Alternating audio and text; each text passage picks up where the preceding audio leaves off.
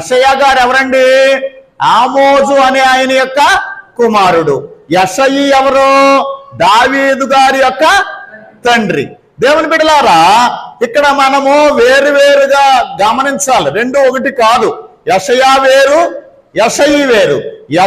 యెషయాని ఇంగ్లీష్లో ఏమంటారు? ఐజా అంటారు. ఏమండి? యెషయిని ఏమంటారు?